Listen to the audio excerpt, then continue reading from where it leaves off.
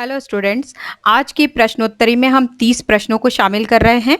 ये 30 प्रश्न एक ही यूनिट जिसको गृह प्रबंधन से लिया गया है, यानी कि होम मैनेजमेंट वाले यूनिट से ये 30 प्रश्न हैं और एक ही टॉपिक अर्थात धन व्यवस्थापन या मनी मैनेजमेंट टॉपिक से जो है प्रश्न लिए गए हैं। इन प्रश्नों को टेलीग्राम ग्रुप में 15 प्रश्न परसों रात में कराए गए थे, 15 प्रश्न कल रात में कराए गए थे। तो आज एक्सप्लेनेशन में हम दोनों दिन के प्रश्नों को मिला करके एक साथ ही 30 प्रश्नों का एक्सप्लेनेशन आज की इस कक्षा में करेंगे। तो देर नहीं करते हैं, स्टार्ट करते हैं। जो पहला प्रश्न था, फर्स्ट क्वेश्चन पे हम आते हैं। देखें, धन व्यवस्थापन में शामिल नहीं है। यहाँ पे ध्यान रखेंगे, धन व्यवस्थापन में शामिल नहीं है। क्या शामिल नहीं है, इसको पूछा जा रहा है। आय का हिसाब, यानी कि जो हमारे पास आने वाली धनराशि होती है या आने वाली जो आय है उसका हम पूरा हिसाब रखें।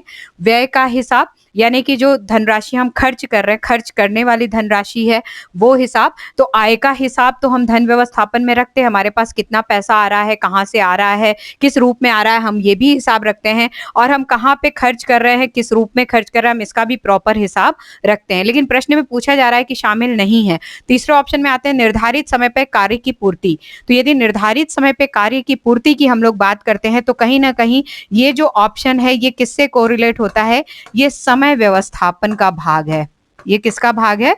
समय व्यवस्थापन का भाग है। क्यों? क्योंकि यहाँ पे निर्धारित समय में जो समय सीमा बांधी गई है उस समय के भीतर ही कार्यों को खत्म करना है, तो समय व्यवस्थापन का भाग है। और अर्जित वेतन की हम लोग बात करें तो जो वेतन हमारे पास अर्ज कर रहे हैं हम लोग, यानी कि जो हम लोग कहीं से भी अर्जित कर रहे हैं, कहीं से भी उसको ला रहे हैं, किसी भी प्रकार से हम उसको ग्रहण कर पा रहे हैं, तो ये सारे जो वेतन है ये किसका है? धन व्यवस्थापन का भाग है। तो प्रश्न में पूछा जा रहा है धन व्यवस्थापन में शामिल नहीं है, तो सी ऑप्शन करेक्ट है, निर्धारित समय पर कार्य की पूर्ति करना। 84% लोगों ने इस क्वेश्चन का करेक्ट आंसर दिया है, जो कि बहुत अच्छा है। नेक्स्ट है, दूसरे प्रश्न पे आते हैं। सेकंड नंबर का क्वेश्चन, विभिन्न प्रयत्नों द्वारा कमाई का प्रतिफल होता है। जब अलग अलग तरीके से हम लोग प्रयास करते हैं, अलग अलग प्रयत्नों से जब हम कुछ आय अर्जित करते हैं या कुछ कमाई करते हैं तो उसका भाग होता है या उसका प्रतिफल होता है। क्या होता है? व्यय की बात करते हैं तो व्यय इसका भाग नहीं होता है, क्योंकि जो आता है हम उसको क्या करते हैं? खर्च करते हैं। खर्च होने वाली धनराशि को हम क्या कहते हैं? व्यय कहते हैं। जो हम विभिन्न प्रयत्नों से कमाई करते हैं वो क्या होती है? आय होती है। क्या होती है? आय होती है। चाहे हम सैलरी लाएं, चाहे हम किसी तरीके का बोनस घर में ले आएं, चाहे हम किसी तरीके की मजदूरी की प्राप्ति करें, चाहे हम रॉयल्टी प्राप्त कर रहे हैं, चाहे हमारे घर में किसी बच्चे को या किसी को किसी तरीके की स्कॉलरशिप मिल रही है, ये सभी चीजें क्या होती हैं? आय का एक हिस्सा होती हैं। यही नहीं, ये सब ही नहीं, यदि आपको कहीं से कोई गिफ्ट मिल रहा है ये भी आपके उस परिवार में पारिवारिक आय का हिस्सा ही होता है। संतोष की यदि बात करते हैं तो संतोष जो है, जो हम लोग कमाते हैं उससे नहीं प्राप्त होता है। कमाई गई जो धनराशि होती है उस धनराशि को जब व्यय करके हम अपनी इच्छा अनुसार उनका उपभोग करते हैं, चाहे वस्तु का चाहे सेवाओं का, उसमें हम संतोष कहते हैं। और उपरोक्त तो होगा नहीं, क्योंकि ये भी नहीं होगा और ये भी नहीं होगा। तो विभिन्न प्रयत्नों द्वारा कमाई का प्रतिफल क्या होता है? कमाई का प्रतिफल आय होता है। यदि आप देखें तो 23% लोगों ने ही इस प्रश्न को सही अटेम्प्ट किया है। बाकी रिमेनिंग जो है 16% और 61% लोगों ने उपरोक्त सभी पे किया है। तो कृपया जिन्होंने इस प्रश्न का उत्तर उपरोक्त सभी किया है वो अपने आंसर को जो है अभी चेक करें और उसको इस तरीके से जो है यहाँ पे ये वाला आंसर जो है वो सही टिक करने का प्रयास करें। नेक्स्ट तीसरे प्रश्न पे आते हैं। तीसरा प्रश्न, मंदी के समय प्रति व्यक्ति आय में कमी होना किससे संबंधित होता है? जिस समय मंदी चल रही होती है उस समय, मंदी के दौर में जब प्रति व्यक्ति आय में कमी हो जाती है तो ये किससे संबंधित होता है? यदि व्यक्तिगत आय की बात करते हैं तो व्यक्तिगत आय से जो हमारे देश की प्रति व्यक्ति आय की जो बात होती है उससे इतना कोई फर्क नहीं पड़ता है, क्योंकि व्यक्तिगत आय की हम लोग बात करें तो व्यक्तिगत आय व्यक्ति की अपनी आय है, जिसमें कोई लाखों रुपए भी कमाता है और कोई 10 रुपए भी कमाता है। तो हम व्यक्तिगत आय को जो है यदि देखें तो प्रति व्यक्ति आय जो देश के परिप्रेक्ष्य में है हम उसमें काउंट इसको नहीं करते हैं। पारिवारिक आय की बात करते हैं तो परिवार में भी आने वाले जो आय है वो क्या होती है, डिफरेंट डिफरेंट होती है। वही बात है, किसी के घर में 10 लाख रुपए मंथली जो है वो कई लोगों के मिल करके आते होंगे, किसी के घर में 10 लाख रुपए किसी एक आदमी की भी कमाई हो सकती है। तो यहाँ पे पारिवारिक आय की बात करें तो उससे भी ये उसके भी परिप्रेक्ष्य में नहीं होता है। प्रति व्यक्ति आय की यदि हम लोग बात करते हैं तो प्रति व्यक्ति आय में कमी से तात्पर्य जो है हमारी राष्ट्रीय आय के संबंध में, यानी कि जो हमारी नेशनल इनकम होती है उसके परिप्रेक्ष्य में इसको समझा जाता है या उसके संबंध में इसको देखा जाता है। इनमें से कोई नहीं, ये ऑप्शन नहीं होगा क्योंकि राष्ट्रीय आय इस क्वेश्चन का करेक्ट आंसर है। चौथे प्रश्न पे आते हैं, जो आय बिना परिश्रम के तथा बिना आर्थिक क्रिया के प्राप्त होता है उसे क्या कहते हैं या उसे कौन सी आय कहते हैं। मतलब ऐसी आय जो जिसमें आपने कोई परिश्रम किया ही नहीं, जिसके लिए आपने कोई प्रयास भी नहीं किया, लेकिन फिर भी परिवार के अंदर वो आय के रूप में अर्जित हो रही है, उसे हम क्या कहते हैं। तो उपार्जित आय, अनुपार्जित आय, उपरोक्त दोनों और इनमें से कोई नहीं। उपार्जित आय की बात यदि हम लोग करते हैं तो ये जो है हमारे प्रयत्नों से प्राप्त होती है, विभिन्न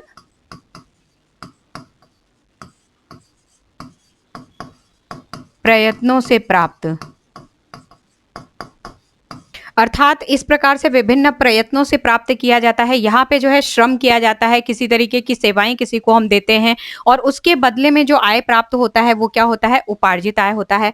अनुपार्जित आय की यदि हम लोग बात करते हैं तो ये बिना किसी परिश्रम के, बिना किसी परिश्रम या प्रयत्न के प्राप्त होता है।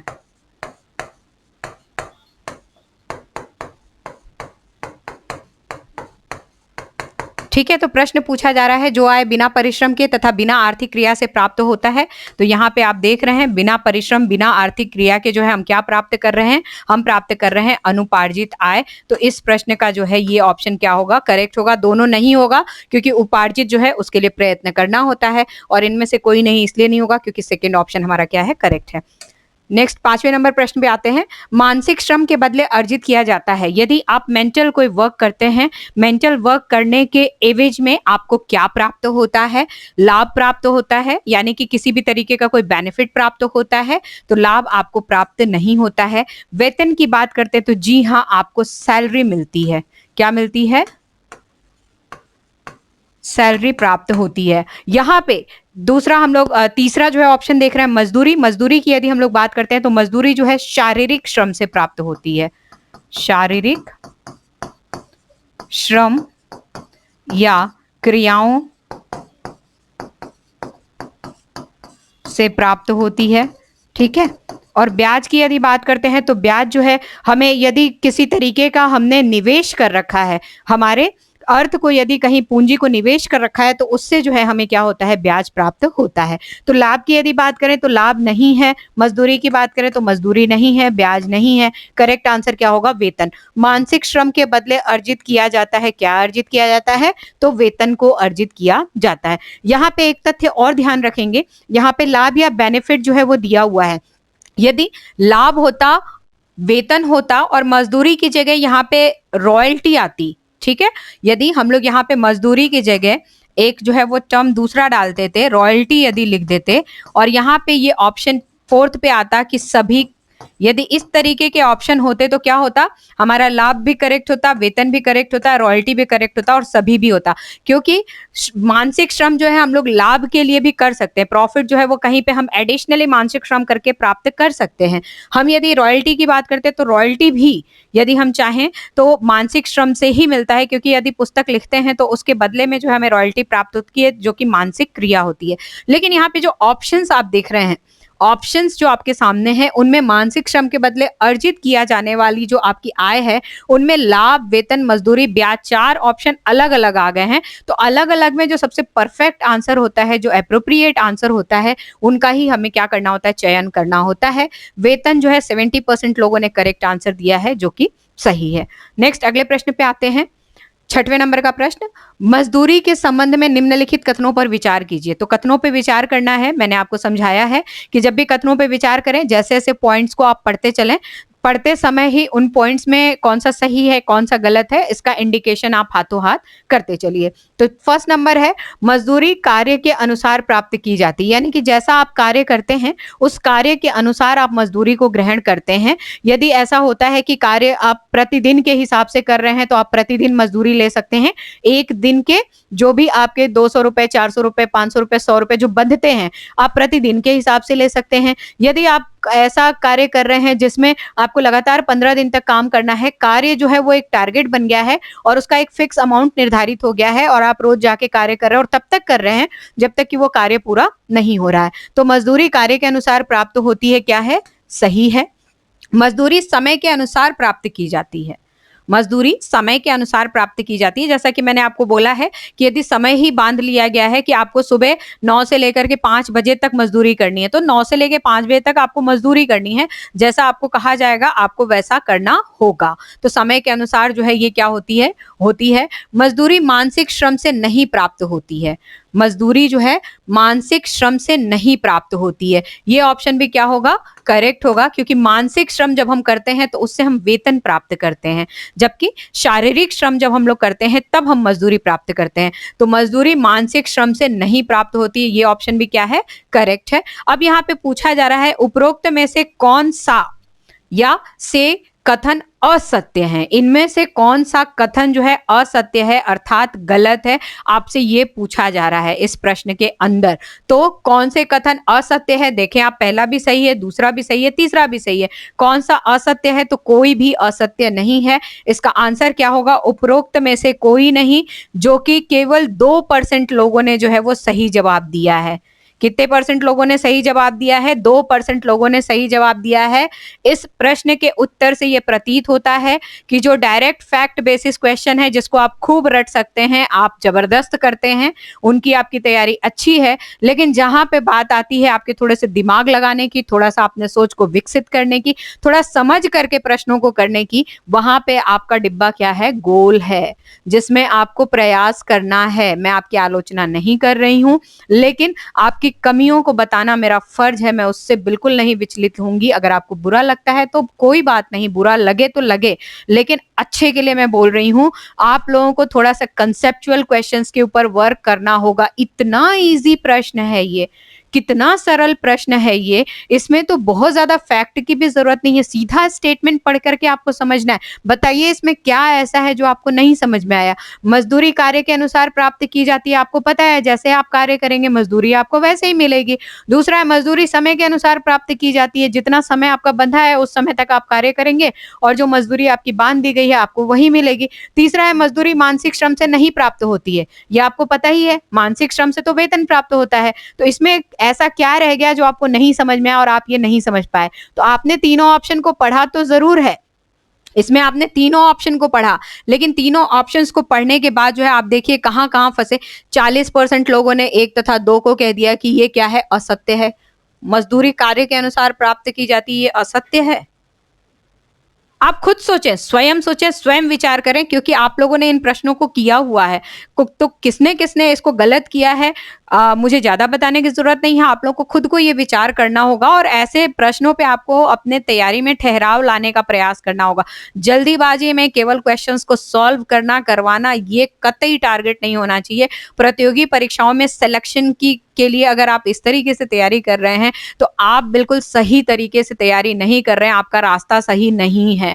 आपको अपना रास्ता थोड़ा सा डायरेक्शन चेंज करना होगा, और यदि मेरे कहने से, मेरे समझाने से या मेरे रास्ता दिखाने से थोड़ा भी आपका डायरेक्शन चेंज होता है और आप अपने प्रतियोगी परीक्षा के अंदर कहीं पे भी अपनी सफलता को सुनिश्चित कर पाते हैं, तो ये मेरे लिए बहुत बड़े सौभाग्य की बात होगी। ठीक है, तो आप इसको ध्यान रखेंगे। इस प्रश्न का उत्तर क्या होगा, उपरोक्त में से कोई नहीं, क्योंकि सभी सत्य हैं, असत्य इसमें कोई भी पॉइंट नहीं है।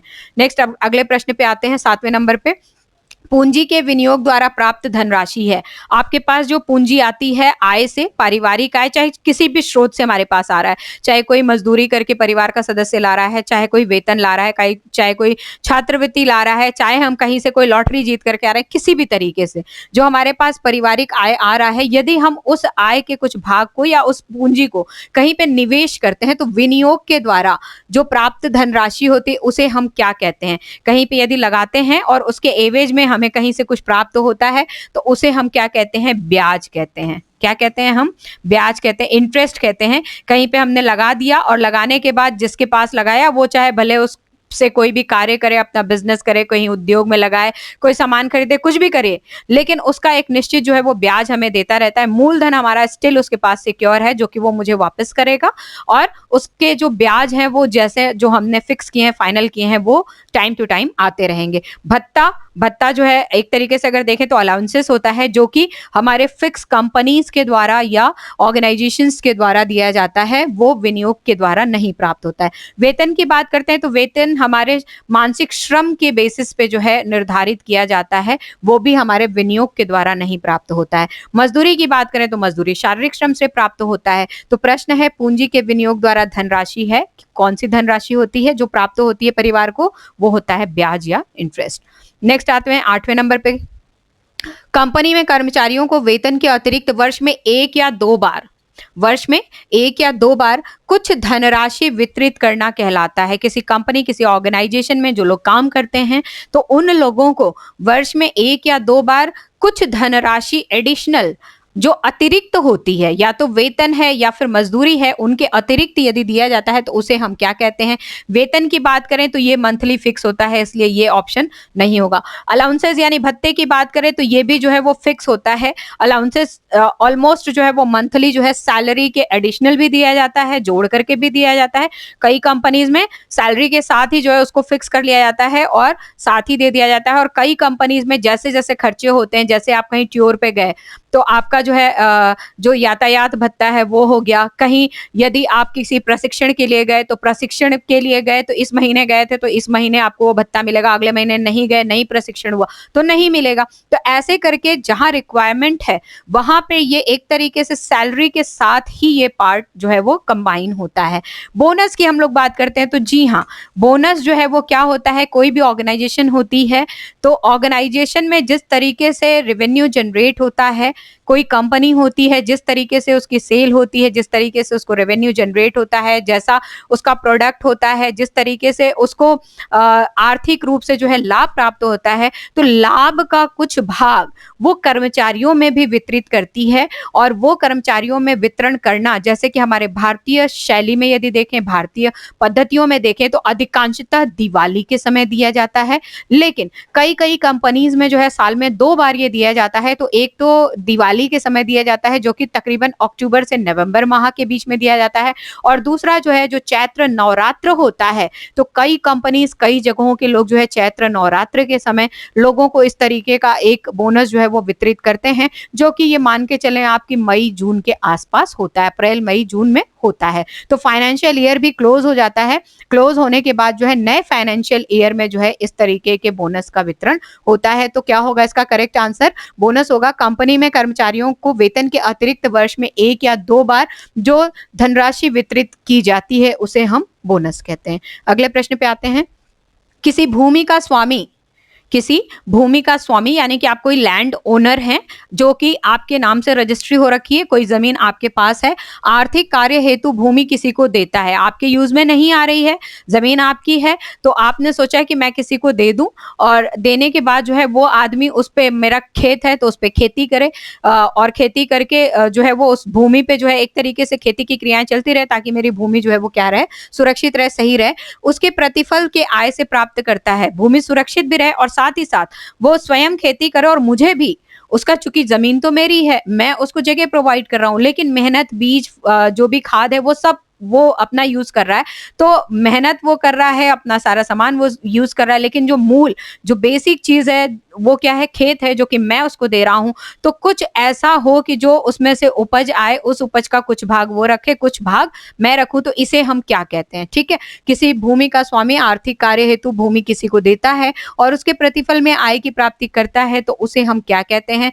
पैतृक संपत्ति की यदि बात करते हैं तो ये क्या होता है, जो पैतृक, जो हमारे पिता की संपत्ति है वो जब हमें मिलती है तो उसे हम क्या कहते हैं, पैतृक संपत्ति कहते हैं। तो ये क्या हो गया, ये जो है हम लोग आय के रूप में नहीं जानते हैं, हैं, ये तो पैतृक संपत्ति है। तो पैतृक संपत्ति हमारे पास आती ज़रूर है, लेकिन हम इसके प्रतिरूप को जो है आय का रूप नहीं देते हैं। दूसरा, लगान की बात करते हैं तो जी हाँ, लगान जो है इसका करेक्ट आंसर है। लगान के रूप में जो है यदि किसी को कार्य हेतु हम भूमि देते हैं तो उसके प्रतिफल में जो हमें आय प्राप्त होती है उसे हम क्या कहते हैं? लगान कहते हैं। बोनस की यदि बात करते हैं तो बोनस जो है एक तरीके से यदि देखा जाए तो कर्मचारियों को ऑफिस में या फिर ऑर्गेनाइजेशंस में मिलता है। पेंशन की हम लोग बात करते हैं तो जब सेवानिवृत्ति हो जाती है तो सेवानिवृत्ति के पश्चात जो कंपनी जिस ऑर्गेनाइजेशन में जो है व्यक्ति कार्य कर रहा था वो हर महीने जो सैलरी होती है, सैलरी का हाफ या कुछ परसेंट जो है हर महीने देता रहता है, जिससे परिवार का खर्चा चलता रहे, उसे क्या कहते हैं? पेंशन कहते हैं। तो इसका करेक्ट आंसर क्या होगा? किसी भूमि का स्वामी आर्थिक कार्य हेतु भूमि किसी को देता है और उसके प्रतिफल से आय की प्राप्ति करता है तो उसे हम लगान कहते हैं। अगले प्रश्न पे आते हैं। लगान प्राप्ति का समय है।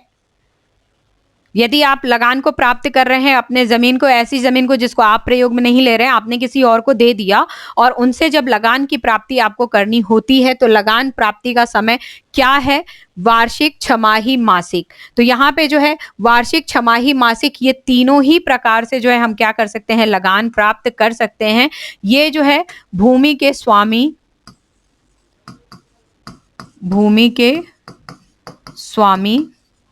तथा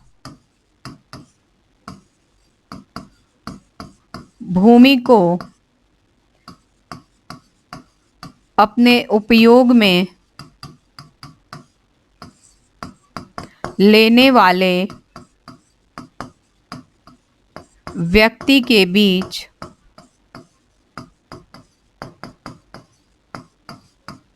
एक समझौते के अनुसार होता है। एक समझौते के अनुसार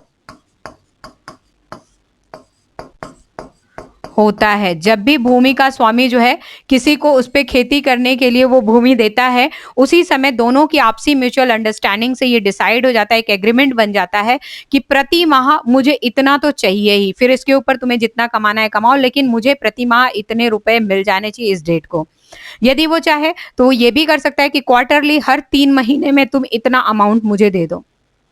यदि वो करना चाहे तो हाफ ईयरली भी कर सकते हैं दोनों मिलकर के कि हर 6 माह में हम जो है इतना पैसा आपको देंगे और हम आपको 6 महीने में इतना पैसा आपसे लेंगे। या फिर इसको वार्षिक रूप में भी कर सकते हैं कि तुम पूरे साल खेत पे जो करना है वो करो, जो उगाना है उगाओ, सब कुछ करो, लेकिन ये अमाउंट फिक्स है, 1 लाख रुपए बीघा यदि ये है तो 1 लाख रुपए बीघा मुझे जो है 1 बीघे पे मिल जाना चाहिए साल में एक बार। तो इस तरीके से क्या है कि ये जो लगान प्राप्ति का समय है, ये लगान प्राप्ति का समय वार्षिक, छमाही, मासिक, तिमाही कुछ भी हो सकता है। ये डिपेंड करता है जिसकी भूमि है उसके ऊपर और जो भूमि को लेकर के उस पे कार्य करने जा रहा है उसके ऊपर। तो सभी प्रकार से हम क्या कर सकते हैं? इसका क्या होगा करेक्ट आंसर? सभी प्रकार से हम लगान की प्राप्ति कर सकते हैं।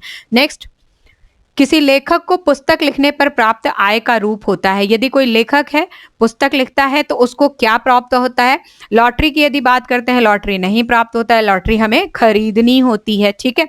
रॉयल्टी की हम लोग बात करते हैं तो कोई व्यक्ति जो है वो पुस्तक लिखता है और उस पुस्तक के लिखने में उसको जो पुस्तक होती है, पुस्तक का जो एमआरपी होता है, एमआरपी के आधार पे पहले ही एग्रीमेंट कर लिया जाता है लेखक और प्रकाशन के बीच, और दोनों के बीच में एग्रीमेंट होता है, उसका कुछ परसेंट डिसाइड होता है। तो जितनी भी प्रतियां निकलती हैं, यानी कि उस पुस्तक की जितनी कॉपियां निकलती हैं, मान लीजिए यदि कोई पुस्तक छप रही है, 500 रुपए उसकी एमआरपी है और 1000 कॉपी निकल रही है और ये डिसाइड किया गया है कि लेखक को 10% मिलेंगे, तो 10% की दर से जो अमाउंट बनता है 1000 कॉपियों का, वो प्रकाशक क्या करता है? लेखक को देता है और ये क्या कहलाती है? रॉयल्टी कहलाती है। ठीक उसके बाद यदि 1000 कॉपी बाजार में आती है और वो बिक जाती है और अब ऐसा फील होता है कि वापस 1000 कॉपी छपवानी है, तो 1000 कॉपी फिर से प्रकाशक छपवाता है, लेकिन वो लेखक से बात करता है, विचार करता है, फिर वापस जो है जैसे 1000 फिर कॉपी छपवाता है तो वो उसमें से फिर 10% क्या करता है? लेखक को देता है। और ये तब तक क्रियाएं चलती रहती हैं जब तक कि वो एडिशन चलता रहता है। यदि उस एडिशन को रिवाइज किया जाता है तो ऐसी सिचुएशन में पुनः जो है फिर नया एग्रीमेंट बनता है। उस एग्रीमेंट के अनुसार मान लीजिए यदि वो एडिशन एज इट इज छप रहा है तब तो डिसाइड था कि 10% तो 10% चल रहा है, लेकिन हमने उसमें कुछ चेंजेस कर दिए, कुछ पेजेस में कोई आंकड़े चेंज कर दिए, कोई डेट्स चेंज कर दिए, कोई डायग्राम चेंज कर दिए, कुछ हमने उसको रिवाइज कर दिया और रिवाइज करने के बाद वो मार्केट में पुस्तक आ रही है। हाँ, पुस्तक की कॉस्टिंग फिर वही 500 रही, लेकिन अब क्या हुआ, लेखक और जो प्रकाशक है उनके बीच में समझौता हो गया और प्रकाशक जो है उसने कहा कि भाई साहब आपको तो 10% हमने दे दिया था जो कि बहुत अच्छी राशि थी, जबकि एडवर्टीजमेंट पे मार्केटिंग में हमारे बहुत खर्चा हो गया, तो अब आपने बहुत ज्यादा तो काम नहीं किया, तो आप हमें अब इस बार कमा लेने दो और ये आप 8% ही रख लो। तो वो क्या होता है, फिर दोबारा एक एग्रीमेंट बनता है जो कि दूसरे एग्रीमेंट पे फिर जो संस्करण जो वापस रिवाइज हुए उस संस्करण के हिसाब से जो है वो चलता रहता है। तो ये जो प्रोसीजर्स होते हैं ये कोई फिक्स प्रोसीजर नहीं होते हैं। ऐसा नहीं है कि ऐसा करना ही होता है, नहीं, ये डिपेंड करता है दोनों की आपसी जो म्यूचुअल अंडरस्टैंडिंग होती है, किसकी, प्रकाशक और लेखक, इन दोनों की आपसी म्यूचुअल अंडरस्टैंडिंग के हिसाब से जो है ये रॉयल्टीज बनती हैं। तो किसी लेखक को पुस्तक लिखने पर क्या प्राप्त होता है, उसे रॉयल्टी प्राप्त होता है। नेक्स्ट अगले प्रश्न पे आते हैं। निम्नलिखित कथनों पर विचार कीजिए। देखिए कथनों पर विचार करना है, ध्यान रखेंगे आप। वेतन की राशि निश्चित होती है, जो सैलरी हम अर्न करते हैं या सैलरी जो हम प्राप्त करते हैं हर महीने, वो क्या होती है, निश्चित होती है, सही बात है। वेतन की राशि क्या होती है, सैलरी जो है हमारी निश्चित होती है। 20,000 रुपए प्रति माह मिलना है तो यह निश्चित है, 20,000 रुपए प्रति माह हमें मिलेगा ही। भत्ता की राशि अनिश्चित होती है, जो भत्ता मिलता है, जो अलाउंसेस मिलते हैं, उनकी राशि क्या होती है, अनिश्चित होती है। तो वो क्या होती है, अनिश्चित होती है। मान लीजिए निगम टैक्स इस महीने कुछ और हुआ, 2 महीने के बाद जाके कुछ और हो जाता है। प्रशिक्षण जो है शुल्क जो है इस महीने कुछ और होता है, 3 महीने बाद हम लोग प्रशिक्षण अटेंड करते हैं, शिविर अटेंड करते हैं, तो उस समय कुछ और हो जाता है। तो जो भत्ते की राशि है क्या है, वो अनिश्चित होती है और जरूरी नहीं है कि इस महीने जो है मुझे महंगाई भत्ता मिले तो अगले महीने भी मिलेगा। इस महीने मुझे नगर टैक्स देना है, निगम टैक्स देना है, तो जरूरी नहीं है अगले महीने भी मुझे देना, ऐसा कुछ फिक्स नहीं होता है। यदि हमारे कुछ भत्ते जो है क्या होते हैं, जैसे आप कहीं पे ट्रैवल कर रहे हैं, यातायात भत्ता आप ले रहे हैं, यदि आपने यातायात इस महीने किया ही नहीं तो फिर काहे का यातायात भत्ता आपको कैसे मिलेगा। तो ये क्या होते हैं, जो भत्ते की राशि होती है वो क्या होती है, अनिश्चित होती है। क्या है ये, सही है। नेक्स्ट तीसरा, किराया की राशि निश्चित होती है। सही बात है, किराया भी जो है वो निश्चित हो जाता है। हम जिस घर में रहते हैं किराए पे, वो राशि निश्चित हो जाती है कि हमें 5,000 रुपए प्रति माह जो है अपने मकान का किराया देना है, तो ये क्या होता है, फिक्स हो जाता है, ये निश्चित होता है। चौथा आते हैं, बोनस की राशि निश्चित होती है। जो आपको बोनस मिलता है वो बोनस की राशि निश्चित होती है, तो जी नहीं, बोनस की राशि कभी भी निश्चित नहीं होती है। जो बोनस की राशि होती है वो क्या होती है, निश्चित नहीं होती है। जैसा कंपनी को प्रॉफिट होता है, ऑर्गेनाइजेशन को जिस तरीके के लाभ मिलते हैं, उन लाभों के हिसाब से जो है वो बोनस की राशि हर साल चेंज होती रहती है। या साल में 2 बार भी मिल रहे हैं तो दोनों बार अलग अलग तरीके से मिलेगी, वो फिक्स नहीं होती है। तो यहाँ पे पूछा जा रहा है उपरोक्त में से कौन सा से कथन सत्य है। यहाँ पे क्या पूछा जा रहा है, कौन सा या कौन से कथन सत्य हैं। देखें आप, तो कौन से कथन सत्य हैं, 1, 2 और 3। 1, 2 और 3, ए ऑप्शन क्या होगा, इसका करेक्ट आंसर होगा। और कितने परसेंट लोगों ने दिया है, मात्र 23% लोगों ने दिया है। अगेन फिर मैं वही बात करूंगी कि कंसेप्चुअल क्वेश्चंस जहां पे थोड़ा सा आपको दिमाग लगाना है, जहां थोड़ा सा इनफैक्ट अगर मैं बोलूं कि दिमाग को थोड़ा खोलना है, लगाना नहीं है, थोड़ा खोलना है और खोल करके उसका थोड़ा सा प्रयोग करना है। तो थोड़ा सा जहाँ पे प्रयोग करने की बात आती है वहां पे हम गृह विज्ञान की छात्राएं थोड़े से क्या होते हैं, कंजूस होते जा रहे हैं। तो कंजूसी जो है दिमाग खोलने में कभी नहीं करना है। हमें मितव्ययी बनना है, हमें मितव्ययी रहना है, सब कुछ सही है, लेकिन यदि आप मितव्ययिता यहाँ पे दिखाएंगे बेटा तो आप कंपटीशन से बाहर रहेंगे। तो यहाँ पे जो है आपको थोड़ा सा खोलिए, क्योंकि दिमाग का जितना ज्यादा आप उपयोग करेंगे कहीं ना कहीं उसका उतना अधिक ही लाभ मिलेगा आपको। तो यहाँ थोड़ा सा जो है क्वेश्चन को पढ़ा कीजिए, थोड़ा दिमाग दौड़ाया कीजिए। 30 सेकेंड्स बहुत होते हैं क्वेश्चंस के लिए, पढ़ने के लिए और करने के लिए। तो इतना आप ध्यान रखा कीजिए, आपके एग्जामिनेशन हॉल में भी जो है आपको इसी तरीके से क्वेश्चंस को मैनेज करना है। यहाँ पे आपको 30 सेकेंड्स दिए जाते हैं, तो वहां भी आप ये मान के चलें कि जो प्रश्न आपके आते हैं, समय लगभग लगभग इतना ही आपको जो है एक क्वेश्चन पे रखना होता है कि आप इतना ही समय दें। यदि इससे ज्यादा का समय आप क्वेश्चंस पे देते हैं तो जो बाद के क्वेश्चन है वो हमेशा आपके छूट ही जाएंगे एग्जाम में, आप उनको अटेम्प्ट ही नहीं कर पाएंगे, और फिर बाद में हम घर पे आकर के जो है वो टेंशन में हो जाते हैं, रोने लगते हैं, बिलखने लगते हैं कि ये तो मुझे आ रहा था, मेरे पास समय ही, तो समय को मैनेज नहीं किया आपने। यदि हम धन व्यवस्थापन यहाँ पे पढ़ रहे हैं तो समय को व्यवस्थित करना भी हमें सीखना पड़ेगा, केवल किताबों में सीखने से काम नहीं चलेगा, व्यवहारिक रूप से व्यवस्थित करना हमें सीखना पड़ेगा। और समय व्यवस्थापन तो आपकी प्रतियोगी परीक्षा का सबसे फर्स्ट, पहली सीढ़ी जो बोलते हैं ना, फर्स्ट स्टेप है आपका। अगर आपने इसको व्यवस्थित नहीं किया तो आप कितना भी पढ़ लीजिए, खूब पीडीएफ इकट्ठा कर लीजिए, आप खुद क्वेश्चंस जो है इकट्ठे कर लीजिए, इनके उनके उनके उनके सब इकट्ठे कर लीजिए, किसी काम के नहीं रहेंगे वो, ठीक है। तो भले ही सिलेक्टेड एकत्रित करो, सिलेक्टेड करो, लेकिन वो सब आपके काम के होने चाहिए, ठीक है, वो सब आपके यहाँ पे सेट हो जाना चाहिए। जब आप एग्जामिनेशन हॉल में जाओ तो आपका कॉन्फिडेंस लेवल यहाँ से आता है, यहाँ चीजें स्टोर होती है ना, तब आपके अंदर कॉन्फिडेंस आता है। और यही यदि विचलन होता है तो आप एग्जामिनेशन हॉल में घुसने तक भी हमेशा डाउट में रहते हो, अरे यार मेरी तो तैयारी नहीं हुई, मेरी तो तैयारी नहीं हुई, जो कि कहीं ना कहीं आपके पेपर बिगड़ने का सबसे बड़ा कारण होता है। क्योंकि कुछ क्वेश्चन, कुछ टॉपिक आपने छोड़ दिए ना। मान लीजिए 100% की हम लोग बात करते हैं, यदि 100 क्वेश्चंस को हमें अटेम्प्ट करना है और 100 टॉपिक्स हैं, अगर 100 टॉपिक्स हम लोग तैयार कर रहे हैं और उस टॉपिक में 98 टॉपिक्स हमारे रेडी हैं, 2% हमने छोड़ दिए, तो आपका दिमाग पूरे टाइम इस 2% पे रहता है कि अरे वो तो मेरा तैयार हुआ नहीं, वो तो मेरा तैयार हुआ नहीं, पूरे टाइम आप इस पे रहते हैं। आपका दिमाग ये काम नहीं करता है कि कोई बात नहीं, ये नहीं हुआ तो नहीं हुआ, 98% में मैं मेहनत करूंगी। और मेरी जाति कितनी है, 60%, मैक्सिमम 65%, चलिए 70% भी चली गई, लेकिन आपकी मेहनत तो 98% की है ना। लेकिन आपने माथा खराब कर लिया 2% के पीछे। तो इन 2% के पीछे आप प्लीज, अगर मेरे साथ जुड़े हुए हैं तो मैं हमेशा ये सजेस्ट करूंगी, ये जो है ये कहानी नहीं होनी चाहिए, आप इन पे फोकस कीजिए। आपकी जो तैयारी है उसमें स्टेबिलिटी लाने की कोशिश कीजिए। ये 2 के चक्कर में जो है आप बर्बाद हो जाएंगे, इधर उधर करने में जो है क्या है, आप पूरे टाइम कंफ्यूज रहेंगे, उससे सिलेक्शन नहीं आएगा।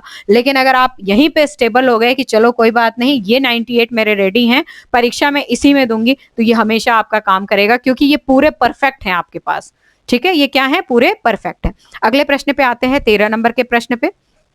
निम्नलिखित में से कौन सा एक भत्ता का भाग है, यानी कि अलाउंसेस का भाग है? प्रशिक्षण, कहीं पे ट्रेनिंग लेते हैं हम लोग तो उसका भत्ता, यात्रा यानी कि कहीं पे टूर एंड ट्रैवलिंग के लिए हम लोग जाते हैं, मकान, उसका भत्ता। जी हाँ, ये सारे क्या हैं, सब भत्ते का भाग होते हैं। तो क्या होगा, सभी क्या होगा, करेक्ट होगा, ठीक है।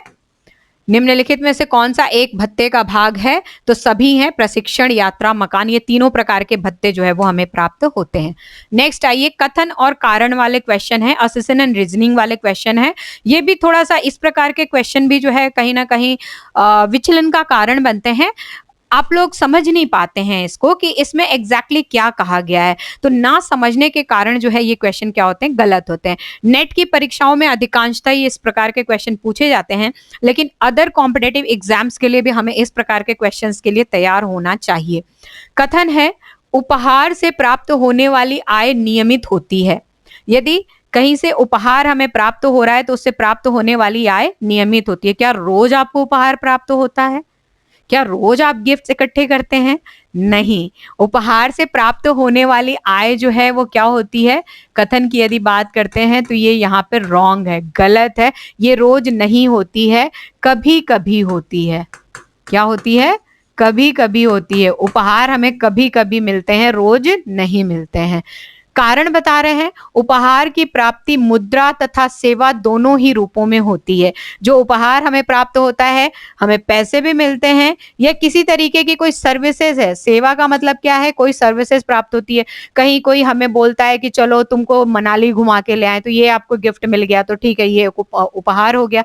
सेवाओं से तात्पर्य ये है कि कहीं पे जो है वो रेस्टोरेंट पे अच्छा खाने के लिए आपको डिनर पे बुला लिया, तो ये भी एक सर्विसेज आपको मिल गई कि ठीक है, आप गए और आपको खाना खाना सर्व कर दिया गया, बाकायदे स्टार्टर था वहाँ पे, देन आपने मेन कोर्स कंप्लीट किया, लास्ट में आइसक्रीम भी मिला, स्वीट डिश भी मिली, तो ये प्रॉपर जो है आपको क्या मिली, एक अच्छी सर्विसेज मिल गई।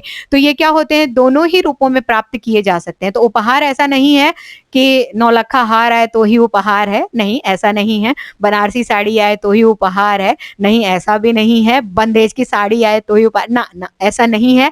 उपहार की प्राप्ति, पैसा अगर कोई देगा, नगद भी आपको देता है तो भी वो उपहार होता है, और यदि किसी तरीके की सर्विसेज आपको मिलती हैं और आप उनको प्रयोग में लेते हैं, वो भी उपहार होता है। तो ये क्या है, कारण क्या है, करेक्ट है। ये क्या हुआ, रॉन्ग हुआ, पहला कथन जो है वो क्या हुआ, गलत हुआ, और कारण क्या हुआ, करेक्ट हुआ।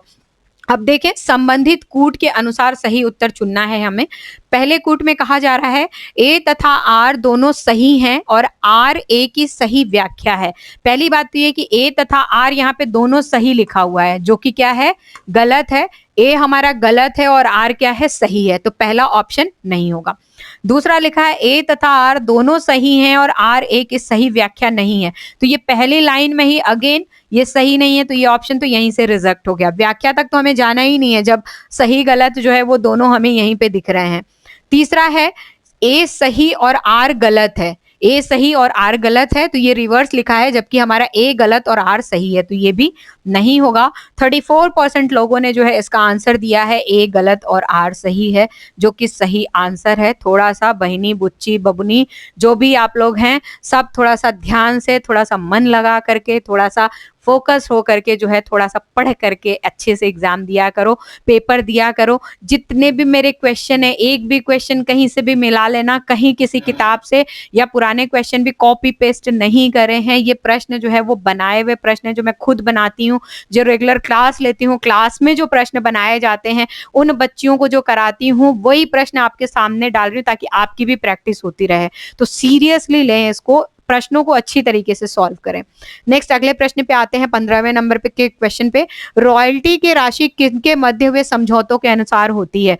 तो इस प्रश्न का उत्तर शायद मैंने 2-3 प्रश्न पहले ही आपको दे दिया था। रॉयल्टी की जो राशि होती है, जो रॉयल्टी की राशि निर्धारित होती है, ये रॉयल्टी किनके मध्य निर्धारित होती है? इसके सीधे सीधे आंसर पे हम लोग आएंगे, लेखक और प्रकाशक के मध्य।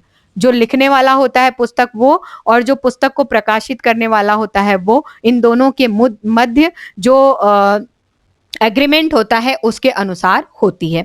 अगले प्रश्न पे आते हैं। 15 क्वेश्चन हमने कर लिए। अब देखें, ये 16वें नंबर के क्वेश्चन जो है हम लोग स्टार्ट करें, लेकिन यहाँ पे 1 नंबर इसलिए लिखा है क्योंकि दूसरे दिन ये क्वेश्चन हुआ था। छात्रवृत्ति प्रदान की जाती है, छात्रवृत्ति प्रदान की जाती है किसके द्वारा? छात्रवृत्ति यानी कि स्कॉलरशिप मिलती है संस्थाओं के द्वारा, यानी कि डिफरेंट डिफरेंट जो ऑर्गेनाइजेशन होते हैं वो छात्रवृत्ति देते हैं। तो जी हाँ, बिल्कुल देते हैं। अलग अलग जो ऑर्गेनाइजेशन होती हैं, अलग अलग जो संस्थाएं होती हैं, वो क्या करती हैं, छात्रवृत्ति को प्रदान करती हैं। जैसे कोई ऑर्गेनाइजेशन जो है वो बालिका शिक्षा के लिए होगा, तो वो बालिका शिक्षा के अनुसार जो है बालिकाओं को छात्रवृत्ति देती है। कोई ऑर्गेनाइजेशन ऐसा होगा जो विशेष जो है किसी कास्ट कम्युनिटी को जो है वो देता होगा, तो वो उसको देगा। कोई ऑर्गेनाइजेशन एरिया वाइज जो है वो स्कॉलरशिप देता होगा, तो वो देगा। तो इस तरीके से जो है वो क्या होता है, संस्थाओं के द्वारा दिया जाता है। शिक्षण संस्थाओं के द्वारा, अलग अलग जो शिक्षण संस्थाएं होती हैं उन संस्थाओं के द्वारा भी जो है दिए जाते हैं। बोर्ड है, यूनिवर्सिटीज है, डिग्री कॉलेजेस हैं, तो इन सब के बेसिस पे भी बोर्ड ऑफ डायरेक्टर्स हैं। कुछ स्कूल्स के होते हैं, कुछ बोर्ड्स होते हैं, स्कूल के जो है वो कम्युनिटीज होती है पर्टिकुलरली उनके होते हैं। कुछ इंस्टीट्यूशंस होते हैं उनके पर्टिकुलरली कोई एक तरीके से संस्थान होती है कंबाइन, उनके तरफ से होती है। तो कहीं से भी शिक्षण संस्थाओं के द्वारा भी दिया जा सकता है। सरकार के द्वारा, जी हाँ, सरकार के द्वारा भी जो है अनेक तरीके की स्कॉलरशिप्स मिलती हैं। फर्स्ट रैंक आने पे जो है 60% से ऊपर होने पर स्कूटी का वितरण, लैपटॉप का वितरण, ये सब जो आप सुनते हैं, साइकिलों का वितरण, ये क्या है, ये सरकार के द्वारा जो है वो दिया जाता है। भारत सरकार की तरफ से भी इस तरीके की सेवाएं हमें प्राप्त होती हैं और राज्य सरकार की तरफ से भी प्राप्त होती हैं। तो छात्रवृत्ति प्रदान की जाती है संस्थाओं के द्वारा भी, शिक्षण संस्थाओं के द्वारा भी और सरकार के द्वारा भी। तो इसका क्या ऑप्शन करेक्ट होगा? उपरोक्त सभी, उपरोक्त सभी। 46% लोगों ने जो है इसको करेक्ट किया है, जबकि ये क्वेश्चन बहुत इजी क्वेश्चन है, ये तो सबको सही करना चाहिए था। नेक्स्ट, बिजली का बिल चुकाना किस प्रकार का व्यय कहलाता है? जब आप के यहाँ बिजली का बिल आता है और आप उसको चुकाते हैं तो किस प्रकार का व्यय कहलाता है? तो ये निश्चित व्यय होता है। हर महीने बिजली का बिल आता है, हर महीने आपको बिजली का बिल देना होता है। कहीं-कहीं पे 1 महीना छोड़ करके दूसरे महीने में बिल आता है, तो यदि अल्टरनेट मंथ में भी आता है, तो भी आपको उसी समय उसको चुकाना होता है। आप 3 साल के बाद यदि सोचें कि नहीं, मैं 3 साल के बाद चुका दूँगी, उधारी रख लो, ये कर लो, वो कर लो, तो विभाग वाले आएँगे, लाइट काट के आपके घर से चले जाएँगे। तो बिजली का बिल चुकाना किस प्रकार का व्यय कहलाता है? तो निश्चित व्यय होता है ये, ठीक है? ध्यान रखेंगे आप। अगले प्रश्न पे आते हैं। व्यय को प्रभावित करने वाले कारक कौन से हैं? व्यय जो हम लोग करते हैं, उसको प्रभावित करने वाले कारक कौन से हैं? परिवार के मुखिया का व्यवसाय, जिस तरीके का जो हमारे फैमिली का जो हेड ऑफ फैमिली मेंबर होता है, वो जिस तरीके का कार्य करता है, उसका जो व्यवसाय होता है, व्यवसाय से तात्पर्य वो सैलरीड है, वो बिजनेस पर्सन है, वो किसी प्रोफेशन में है, किस तरीके का है, उसके अकॉर्डिंग जो है हमारा क्या होता है, व्यय प्रभावित होता है। जैसे कि एग्जाम्पल लेते हैं, कोई बिजनेस क्लास फैमिली का कोई बच्चा है, उसके घर का मुखिया जो है कोई बहुत बड़ा बिजनेसमैन है, तो वहाँ पे जो उसके जो बच्चे होंगे, जब उनको परचेजिंग करनी होगी, तो उनको यदि टी-शर्ट्स भी लेनी है, तो वो मॉल्स में अच्छे ब्रांडेड शोरूम्स में जाते हैं एंड वहाँ से परचेज़ करके ले आते हैं। जबकि जो घर में कोई 10,000 रुपए कमाने वाला कोई आदमी होगा और उस घर में यदि बच्चे को टी-शर्ट की ज़रूरत होगी, तो वो कोई जो बोलते हैं कि मार्केट लगती है, जो वीकली मार्केट्स लगती है, प्रयास यही करेगा कि वहाँ से ले आए। अब वो 10,000 की तो टी-शर्ट नहीं ले सकता ना, क्योंकि 10,000 रुपए तो उसके घर में मंथली इनकम ही हो रही है। तो 10,000 की तो नहीं लेगा, वो 200 की, 250 की, 300 की, 500 की या सेविंग करके रखा है तो 1,000 रुपए की टी-शर्ट लेगा। तो कहीं न कहीं जो उसका व्यवसाय है, वो जो है व्यय को क्या करता है, प्रभावित करता है। करेक्ट है ये। परिवार का आकार, जिस तरीके का परिवार का आकार होता है, जो व्यय होता है हमारा उसके अकॉर्डिंग ही होता है। यदि छोटा परिवार है तो व्यय हमारे क्या होते हैं, थोड़े लिमिटेड होते हैं। बड़ा परिवार है तो व्यय हमारे क्या होते हैं, अधिक होते हैं। चाहे खाने-पीने, चाहे पहनने-ओढ़े, चाहे शिक्षा, कहीं भी कह लीजिए। व्यय क्या होते हैं, परिवार के आकार पे भी प्रभाव डालता है। परिवार के सदस्यों की संख्या की यदि बात करें तो परिवार के जो सदस्य हैं, उनकी जो संख्याएँ हैं, जितने भी हैं, 10 हैं, 12 हैं, 15 हैं, यदि 2 ही सदस्य हैं, तो 2 सदस्यों में जो व्यय होता है वो लिमिटेड होता है। यदि हम 13, 14, 10, 12 सदस्यों की बात करते हैं तो उन पे होने वाला व्यय क्या होता है, अलग-अलग जो है वो अलग-अलग तरीके से होता है। क्यों? क्योंकि किसी की शिक्षा पे खर्चा कर रहे हैं, किसी की दवाई पे खर्चा कर रहे हैं, किसी को वहाँ जाना है, टूर पे जाना है तो खर्चा कर रहे हैं, जो घर में रह रहे हैं उनके खाने-पीने, रहने पे खर्चा कर रहे हैं। तो अलग-अलग क्या है कि ये सारे खर्चे जो है वो कहीं न कहीं सदस्यों के अनुसार भी प्रभावित होते हैं। तो व्यय को प्रभावित करने वाले कारक कौन से हैं? उपरोक्त सभी, परिवार के मुखिया का व्यवसाय, परिवार का आकार, परिवार के सदस्यों की संख्या। अगले प्रश्न पे आते हैं। 19 नंबर, मजदूरी प्राप्त की जाती है। मजदूरी कैसे प्राप्त की जाती है? दैनिक रूप से भी प्राप्त की जाती है, साप्ताहिक भी प्राप्त की जाती है, अर्धमासिक भी प्राप्त की जाती है। इनको हम कैसे भी प्राप्त कर सकते हैं, सभी प्रकार से। जैसा काम होता है, जिसके यहाँ पे मजदूरी की जाती है, जो जिस तरीके से काम होता है, उस काम के अनुसार यदि प्रतिदिन हम जाकर के करते हैं तो हम समय बाँधते हैं कि हम सुबह 9 से लेके शाम के 6 बजे तक करेंगे, तो इसका प्रतिदिन का ये हिसाब-किताब हो सकता है।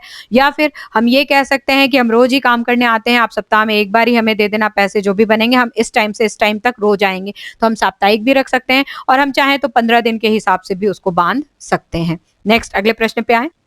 परिवार में होने वाले व्यय को कितने भागों में विभाजित किया जाता है?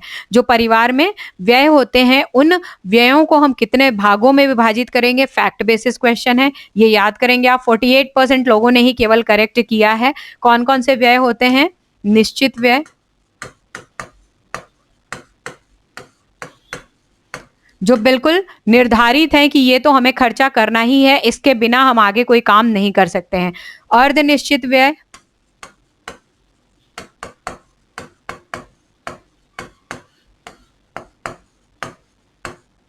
और तीसरा अन्य व्यय। अब ये क्या होता है, निश्चित व्यय क्या होता है? ये फिक्स होता है, निश्चित होता है। जैसे मकान का किराया निश्चित है, हर महीने आपको देना है, तो ये क्या हो गया, निश्चित हो गया। बिजली के बिल की बात करें तो अमाउंट फिक्स नहीं है, लेकिन बिल देना है, ये निश्चित हो गया। यदि हम लोग टेलीफोन कनेक्शन की बात करें, उसका बिल पे करना है, निश्चित हो गया हर महीने पे करना है। हाँ, अमाउंट में विचलन हो सकता है, लेकिन आपको उसका बिल देना है। और आजकल जो है आपने यदि वायर कनेक्शन ले रखा है, यदि किसी तरीके से आपने डाटा कनेक्शन ले रखा है, तो वो भी एक फिक्स हो गया। मंथली रिचार्ज की बात करते हैं हम लोग, वो भी क्या हो गया, फिक्स वाले श्रेणी में आ गया, क्योंकि यदि आप मंथली रिचार्ज नहीं करेंगे, फोन आपका नहीं चलेगा। विद्यालय की फीस है, बच्चों की जो विद्यालय की फीस है, ये भी निश्चित व्यय के अंतर्गत आ गया कि हर महीने आपको फीस देनी है, या हर 3 महीने पे देनी है, या साल में इतनी देनी है। तो ये सब क्या होते हैं, निश्चित व्यय होते हैं। उसके बाद अर्ध निश्चित व्यय की बात करते हैं। अर्ध निश्चित व्यय क्या होते हैं? अर्ध निश्चित व्यय को थोड़ा सा आप समझें, इसमें जो है जो कार्य या क्रियाएं होती हैं उनमें निश्चितता होती है, लेकिन पर्टिकुलरली कितना अमाउंट व्यय होगा या किस रूप में होगा, ये जो है निश्चित नहीं होता है। इसी वजह से इसको क्या कहते हैं, अर्ध निश्चित कहते हैं। जैसे भोजन है, तो भोजन ग्रहण करना, यानी कि परिवार के सदस्यों को भोजन चाहिए, ये तो निश्चित है, क्योंकि भोजन नहीं ग्रहण करेंगे या भोजन नहीं लेंगे तो उनका जीवन चक्र नहीं चलेगा। तो निश्चितता क्या है कि शरीर को भोजन की आवश्यकता है, लेकिन इस बात की निश्चितता नहीं है कि हम रोज पनीर की सब्जी खाएंगे, हम रोज भोजन में जो है चिकन खाएंगे। नहीं, ऐसा नहीं है। हम चाहें तो आज भिंडी भी खा सकते हैं, यदि हम चाहें तो रोटी को केवल अचार के साथ खा सकते हैं, यदि हम चाहें तो रोटी के साथ दाल, सब्जी, चटनी, अचार, सलाद सब ले सकते हैं। तो भोजन निश्चित है, लेकिन जो मेन्यू है वो निश्चित नहीं है। तो ये क्या होते हैं, इस प्रकार के जो व्यय होते हैं ये क्या होते हैं, अर्ध निश्चित होते हैं। ठीक उसी तरीके से वस्त्र की बात करते हैं, तो कपड़ा पहनना ये निश्चितता है, क्योंकि हमें पहनना है अपनी शारीरिक सुरक्षा के लिए भी और कहीं ना कहीं समाज में रह रहे उनके लिए भी। लेकिन हम बनारसी साड़ी पहन करके रहें, हम पूनम की साड़ी पहन करके रहें, हम चंदेरी की साड़ियां पहने, हम लहंगा पहने, हम कुर्ती कांचली पहने, हम सलवार कुर्ता पहने, हम गाउन पहन करके रहें, हम सूती वस्त्र पहने, हम रेशमी पहने, हम रेयॉन पहने, इनमें कोई निश्चितता नहीं है। तो वस्त्र धारण करना निश्चितता है, लेकिन किस रूप में, किस प्रतिरूप में, कितने अमाउंट का, कितना खर्चा करके, ये सब चीजों में कोई निश्चितता नहीं। कौन से रंग का, ये सब में निश्चितता नहीं है। इस वजह से इन पे होने वाले व्यय क्या होंगे, अर्धनिश्चित होते हैं। उसके बाद अन्य व्यय आते हैं। कुछ अन्य व्यय होते हैं जिनमें हम अपने सामाजिक व्ययों को शामिल करते हैं, और कहीं ना कहीं इसमें अपने जो पर्सनल, यानी कि जो हमारे अपने व्यक्तिगत खर्चे होते हैं, हम उनको भी शामिल करते हैं। जैसे यदि किसी तरीके से हमें सिगरेट पीने की आदत लगी है, तो ये हमारे अन्य व्ययों में जाएगा। शराब पीने की आदत है, ये हमारा अन्य व्यय हुआ। कहीं पे हमें भंडारा करवाना है, कोई पूजा पाठ, ये अन्य व्यय के अंदर शामिल हो, क्योंकि ये फिक्स नहीं है, ना ही निश्चित है, ना ही अर्ध निश्चित है। आज हमारी इच्छा हुई कि हमें जो है उस मंदिर में जाकर के भंडारा कराना है, तो ठीक है, हम गए और करा करके आ गए, तो ये एक व्यय हो गया, सामाजिक कार्य। हमारे घर में कोई ओकेजन पड़ा, वो निश्चित नहीं था, लेकिन फिर भी हमने पार्टी ऑर्गेनाइज की, तो ये भी क्या हो गया, एक तरीके से हमने क्या किया, अन्य व्यय के रूप में इसको देखा। तो परिवार में होने वाले व्यय को कितने भागों में विभाजित किया जाता है? 48% लोगों ने जो है वो 3 कहा है, बाकी सब जो है वो डाउट में है, तो ध्यान रखेंगे। बहुत सारे लोगों ने 2 भी कहा है, तो नहीं, ऐसे 2 नहीं होगा, 3 होते हैं। निश्चित व्यय होता है, अर्धनिश्चित व्यय होता है, और अन्य व्यय यानी कि अदर एक्सपेंडिचर्स होते हैं। नेक्स्ट, अगले प्रश्न पे आते हैं। नौकरी करने वाले लोगों को सेवानिवृत्ति के पश्चात जो एक मुश्त राशि दी जाती है, जब सेवानिवृत्त होते हैं यानी कि रिटायर होते हैं, जब कोई व्यक्ति नौकरी करता है और उस कंपनी से जब रिटायर होता है, तो रिटायरमेंट के पश्चात एक मुश्त राशि उसको दी जाती है, उसे क्या कहा जाता है? तो उपहार तो बिल्कुल नहीं कहा जाता है, क्योंकि उपहार जो है कभी भी प्राप्त कर सकते हैं, सेवानिवृत्ति के लिए उसकी आवश्यकता नहीं होती है। पेंशन की बात करते हैं तो पेंशन भी नहीं होगा, क्योंकि ये क्या होता है, मंथली, यानी कि पेंशन को हम लोग मासिक रूप में जो है वो ग्रहण करते हैं, या मासिक रूप में इसकी प्राप्ति की जाती है। ग्रेचुटी की बात करें तो जी हाँ, सेवानिवृत्ति के पश्चात कंपनी या ऑर्गेनाइजेशन कुछ एक मुश्त राशि जो है, जो व्यक्ति सेवानिवृत्त होता है उसको देती है, उसको क्या कहते हैं, ग्रेचुटी कहते हैं। रॉयल्टी भी नहीं होगा, क्योंकि रॉयल्टी जो है जो पुस्तक लिखते हैं उनको प्राप्त होती है। तो इस प्रश्न का उत्तर क्या होगा, ग्रेचुटी। नेक्स्ट, अगले प्रश्न पे आए। पारिवारिक आय के कितने प्रकार होते हैं? पारिवारिक आय के कितने प्रकार होते हैं, ये थोड़ा सा ध्यान रखेंगे। इस प्रश्न में जो है वो विचलन था, क्योंकि जब प्रश्न दिया गया था उसी समय पे इसकी इंक्वायरी आ गई थी। हालांकि ग्रुप में भी मैंने इसके आंसर को डाल दिया था, और यहाँ पे भी डाल देते हैं। आपने केवल 2 ही आय पढ़ी है। कौन कौन सी आय पढ़ी है आपने? मौद्रिक आय को आपने पढ़ा है, और वास्तविक आय को आपने क्या पढ़े हैं? 2 ही पढ़े हैं आपने, मौद्रिक और वास्तविक। जबकि मौद्रिक, वास्तविक और मानसिक 3 प्रकार के आय होते हैं। मौद्रिक, ये होता है वास्तविक, और ये क्या होता है? मानसिक। मौद्रिक की यदि हम लोग बात करें तो ये मुद्रा के रूप में प्राप्त होता है, मुद्रा के रूप में प्राप्त होता है। वास्तविक की यदि हम लोग बात करते हैं तो यह मुद्रा के व्यय से प्राप्त होता है।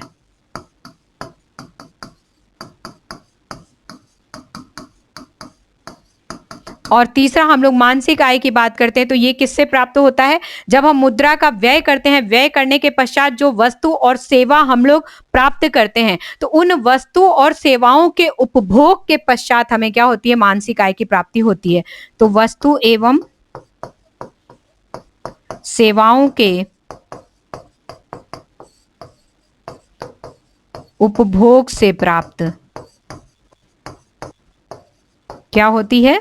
मानसिक आय होती है। तो ये तीनों को आप लोग समझें। मुद्रा के रूप में जो आय हमें प्राप्त होती है उसे हम क्या कहते हैं? मौद्रिक आय कहते हैं। ठीक है, मुद्रा के रूप में जो आय प्राप्त हो रही है उसे हम मौद्रिक आय कह रहे हैं।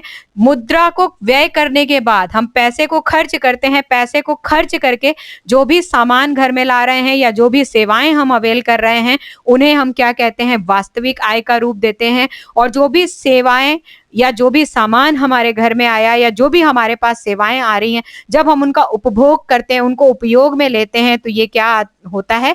मानसिक आय कहलाता है। तो पारिवारिक आय कितने प्रकार के होते हैं? 3 प्रकार के होते हैं, मौद्रिक, वास्तविक और मानसिक आय। नेक्स्ट अगले प्रश्न पे आते हैं। व्यक्ति को अपनी आवश्यकताओं को संतुष्ट करने के लिए क्या करना चाहिए? व्यक्ति को अपनी आवश्यकताओं को संतुष्ट करने के लिए क्या करना चाहिए? ज्यादा से ज्यादा मानसिक कार्य? पागल नहीं हो जाएगा आदमी ज्यादा से ज्यादा मानसिक कार्य करेगा तो? अपने जो उसकी जो क्षमता है, क्षमता के अनुसार ही तो मानसिक कार्य कर सकता है। ज्यादा से ज्यादा कितने दिनों तक करेगा? 2 दिन तक, 4 दिन तक, 10 दिन तक, 12 दिन तक, 15 दिन तक, 6 महीना कर लेगा, साल भर कर लेगा, लेकिन साल भर के बाद कहीं ना कहीं तो उसका दिमाग पकेगा, थकेगा, फिर उसको लगेगा कि हटा रहे, क्या मतलब है, क्या रखा है इनमें, चुपचाप से बैठो और आराम से जो है वो तपस्या करो। तो ज्यादा से ज्यादा मानसिक कार्य करने से जो है कहीं भी आवश्यकताओं को संतुष्ट व्यक्ति नहीं कर सकता है। ठीक है, नेक्स्ट, अधिक से अधिक शारीरिक श्रम करने से आप खूब सारा आप सोचो कि खाली बस ईंटें तोड़ते रहो, पत्थर ही तोड़ते रहो, पत्थर ही तोड़ते रहो, पत्थर ही तोड़ते रहो और इससे कहीं ना कहीं आपकी जो आवश्यकताएं हैं वो संतुष्ट हो जाएंगी। तो नहीं, ऐसा भी बिल्कुल नहीं होता है। पारिवारिक आय की वृद्धि करके जो हमारी फैमिली इनकम है, यदि फैमिली इनकम में हम लोग जो है उसको बढ़ाने का प्रयास करते हैं तो जो हमारी आवश्यकताएं होती है कहीं ना कहीं हम उनको संतुष्ट कर पाते हैं। अब ये जो पारिवारिक आय है, पारिवारिक बढ़ाने के लिए हमने फिक्स नहीं किया कि हमको खूब सारा मानसिक कार्य करना है, हमने फिक्स नहीं किया कि हमें शारीरिक कार्य करना है। ये पारिवारिक आय हम अन्य रूपों में, बहुत सारे रूपों में बढ़ाएंगे। हम शारीरिक कार्य भी करेंगे, हम थोड़े बहुत मानसिक कार्य भी करेंगे, हम घर में ही किचन गार्डन बना देंगे, तो सब्जी हम बाहर से नहीं खरीद के ला रहे हैं, यदि किचन गार्डन की सब्जियों को प्रयोग में ले रहे हैं तो कहीं ना कहीं ये जो व्यय होने वाला पैसा था वो बच रहा है, तो ये पारिवारिक आय ही तो हुआ। यदि 500 मीटर पे हमें जाना है और रोज हम स्कूटी से या अपनी 4 व्हीलर लेकर के जाते हैं और रोज जो है वो दूध खरीद करके ले आते हैं या दूध लेने के लिए जाते हैं उनसे, तो हम 500 मीटर वॉक करने के लिए जा रहे हैं, तो वो जो पेट्रोल का खर्चा बच रहा है वो भी एक पारिवारिक आय के रूप में आया। तो क्या हुआ, पारिवारिक आय की जब हम लोग वृद्धि करते हैं तो व्यक्ति को अपनी आवश्यकताओं को संतुष्ट करने के लिए जो है ये प्रयास करना चाहिए कि आप इन सब चीजों पर ना जाए, बल्कि आप कोशिश करें कि जो फैमिली इनकम है उसको कैसे बढ़ाया जा सकता है। और फैमिली इनकम बढ़ाने के लिए जो फैमिली में आपके मेंबर्स हैं उनकी क्रियाशीलताएं कैसी हैं, वो किस तरीके से हैं, क्या उनका बिहेवियर है, क्या उनकी क्वालिफिकेशन है, किस प्रकार के उनके इंटरेस्ट हैं, कौन मानसिक कार्य कर सकता है, कौन शारीरिक कार्य कर सकता है, कौन आउटस्टैंडिंग कोई एक्स्ट्रा वर्क कर सकता है, कौन घर में रह करके ही घर के कामों के साथ साथ कुछ एडिशनल कार्य कर सकता है जिससे इनकम हो सकती है, कौन ट्यूशन पढ़ा सकता है, कौन क्या कर सकता है। ये डिपेंड करता है कि आपके फैमिली के मेंबर्स किस तरीके के हैं और उन्हीं को प्रयोग में लेकर के पारिवारिक आय की वृद्धि को हमें सोचना चाहिए। नेक्स्ट अगले प्रश्न पे आते हैं। मुद्रा के रूप में परिवार को होने वाली आय होती है, मुद्रा के रूप में, यानी कि मुद्रा के रूप में जो आपके परिवार में आय आ रही है उसे हम क्या कहते हैं? बिल्कुल सीधा सीधा क्वेश्चन है, इजी सा क्वेश्चन है, उसे हम मौद्रिक आय कहते हैं। ये देखो आप 54% लोगों ने ही करेक्ट आंसर दिया है, जबकि मुद्रा के रूप में ये तो यहाँ पे लिखा ही हुआ है, यदि यहाँ से भी कनेक्ट करते तो भी सीधे यहाँ कनेक्ट हो जाते, लेकिन फिर भी किसी किसी ने सभी कर दिया है। मुद्रा के रूप में आपको वास्तविक भी प्राप्त होता है, लेकिन चलो मानसिक आय किसी ने टच नहीं किया, ये अच्छी बात है। तो मौद्रिक और वास्तविक कहने का मतलब ये है, इसका मतलब आपने जहां जहां पे भी पढ़ा है, आपने आय को दो ही रूपों में केवल पढ़ा है, मौद्रिक पढ़ा है और वास्तविक पढ़ा है। मुझे नहीं लगता मानसिक आय किसी ने पढ़ा है, यदि पढ़े होते तो एक आध तो आप यहाँ पे भी क्लिक करते, लेकिन आपने जहां जहां भी पढ़ा है, आपके पास जो भी नोट्स है, आपको पढ़ाने वाले भी जो लोग हैं, आपने जहां पे भी इनको देखा है केवल दो ही देखा है, इसी वजह से आप इन दोनों के बीच में ही उलझ के रह गए। जबकि करेक्ट क्या होगा, मौद्रिक आय होगा। मुद्रा के रूप में जो हमें प्राप्त हो रहा है या हमारे परिवार को जो प्राप्त हो रहा है वो आय क्या होती है, मौद्रिक आय होती है। नेक्स्ट अगले प्रश्न पे आते हैं, प्रत्यक्ष वास्तविक आय नहीं है। तो प्रत्यक्ष वास्तविक आय का मतलब होता है कि ऐसी आय जो बिना मुद्रा को खर्च किए हमें प्राप्त होती है। प्रत्यक्ष वास्तविक आय से तात्पर्य क्या होता है, बिना मुद्रा का व्यय किए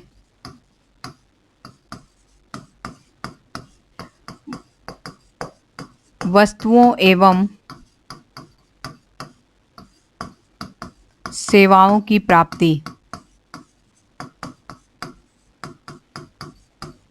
तो इसमें जो है आपके प्रश्न में पूछा गया है प्रत्यक्ष वास्तविक आय नहीं है, कौन सा नहीं है। पुलिस व्यवस्था की यदि बात करें तो ये है, क्यों, क्योंकि बिना किसी मुद्रा को व्यय किए, हम इसके ऊपर मुद्रा नहीं खर्च करते हैं। जब पुलिस से हमें हेल्प लेनी होती है, हम जाते हैं और हम बोलते हैं कि हमें ये परेशानी है, तो ऐसा नहीं है कि हम जा करके उनको फीस देते हैं, जैसे हम हॉस्पिटल्स में जाते हैं तो एक पर्ची कटवाते हैं, तो ऐसा नहीं है। पुलिस व्यवस्था जो है ये क्या है, प्रत्यक्ष वास्तविक आय है।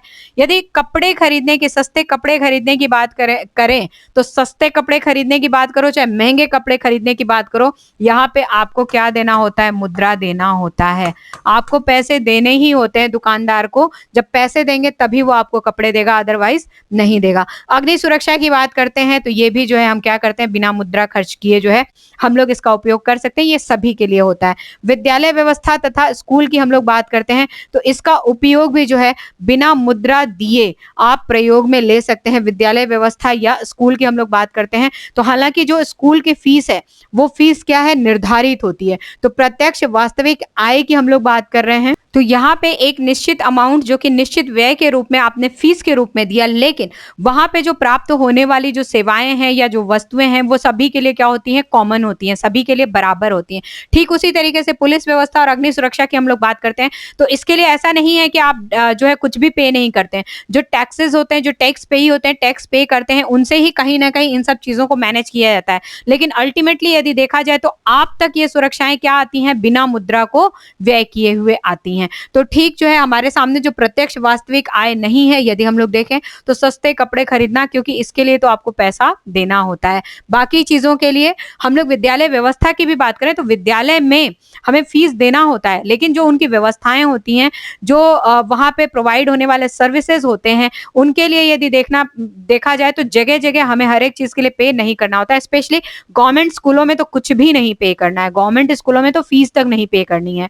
तो यदि हम लोग इन ऑप्शंस में देखें, यदि हमारे पास थोड़ा सा कॉम्बिनेशन होता है इनका और इनका तो हम लोग फिर भी सेलेक्ट करते हैं, लेकिन जो क्वेश्चन के ऑप्शंस है वो डिफरेंट है, तो इनमें सस्ते कपड़े खरीदना प्रत्यक्ष वास्तविक आय का भाग नहीं है। अगले प्रश्न पे आते हैं, साधनों के अनुसार आय का भाग है। जो अलग अलग साधन होते हैं, साधनों के अनुसार आय का जो भाग है वो कौन सा है। तो साधनों के अनुसार जो आय होते हैं उन्हें हम तीन भागों में विभाजित करते हैं। कौन कौन से भाग होते हैं, प्रत्यक्ष आय, अप्रत्यक्ष आय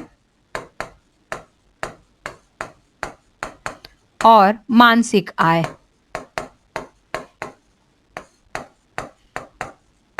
प्रत्यक्ष का मतलब है जो हमें मुद्रा व्यय करके जो है प्राप्त होती है।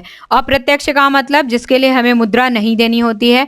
और मानसिक आय का मतलब कि मुद्रा चाहे दें चाहे नहीं दें, जो भी वस्तु और सेवा हमारे पास आई है हम उसका उपभोग करें और उनसे जो हमारी आय होती है वो मानसिक आय कहलाती है। तो इस प्रकार से ये तीनों का संबंध जो है साधनों के अनुसार होने वाले आय के भाग से होता है। तो करेक्ट आंसर क्या होगा, 67% लोगों ने करेक्ट आंसर दिया है, प्रत्यक्ष, अप्रत्यक्ष तथा मानसिक आय।